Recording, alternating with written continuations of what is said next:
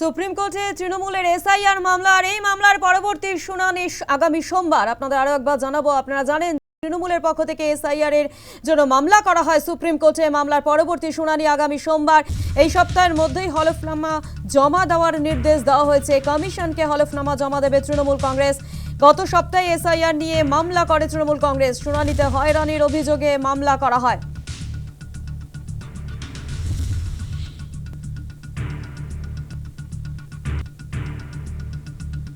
SIR হেনস্থার প্রতিবাদে ময়দানে, হয়রানি শিকার প্রাক্তন খেলোয়াড়রা। দেশের জন্য সম্মান এনেও কেন শুনানিতে, প্রশ্ন তুলে রাস্তায় প্রাক্তন খেলোয়াড়রা। ভবানীপুর ক্লাবের সামনে জমায়েত। তারা বলছেন যে দেশের জন্য সম্মান এনেও কেন শুনানিতে, প্রশ্ন তুলে তারা রাস্তায় নেমেছেন। প্রশ্ন তুলে রাস্তায় প্রাক্তন খেলোয়াড়রা। এই বিষয় নিয়ে প্রাক্তন খেলোয়াড়রা তারা কি বলছেন, কি অভিযোগ করছেন শোনাবো একবার।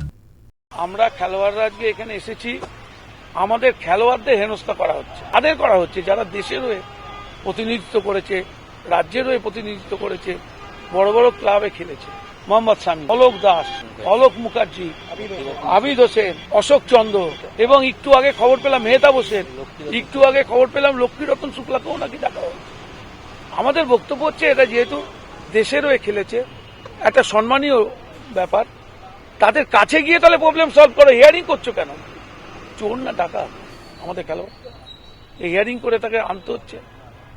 এই ব্যাপারটা আমাদের কাছে ভালো লাগছে না। শুধু আবিদদা মেহতাব না, এখানে অলোকদা আছে, অলোক মুখার্জিদা আছে, অশোকদা, আমাদের ওনার পরিবারের লোককে ব্যাঙ্গালোর থেকে ডেকে পাঠানো হয়েছে। এখন শুনলাম লক্ষ্মীরতন শুক্লা এক্ষুনি।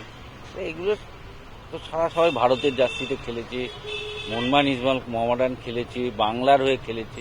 তা তাদেরকে যদি এইভাবে ডাকা হয়, যে কথা মানসদা একটু আগে বললো যে তাদের বাড়িতে যাক কমিশন, যেন এখন শুনছি বয়স্ক মানুষদের বাড়িতে গিয়ে নাকি কমিশন হিয়ারিং করবে, তাহলে সেরকম এই খেলোয়াড়দের না ডেকে পাঠিয়ে তাদের বাড়িতে গিয়ে তাদের যোগ্য সম্মান দেওয়া হোক। কথা হচ্ছে, আমি ভারতবর্ষের নাগরিক, ভারতবর্ষের প্রতিনিধি করেছি ফুটবলে, এবং আমাদের বাংলার প্রতিনিধি করার পরে হিয়ারিং এ ডাকা মানে এটা তো অপমানজনক মনে করছি আমি আমাকে। প্লাস আমি 2002 সালে আমি ভোটার, আমি 2002 সালে ভোটও দিয়েছি। সেই ক্ষেত্রেও এইভাবে তাড়াহুড়ো করে কমিশন কেন যে এইভাবে নেমে পড়েছে আমি বলতে পারবো না।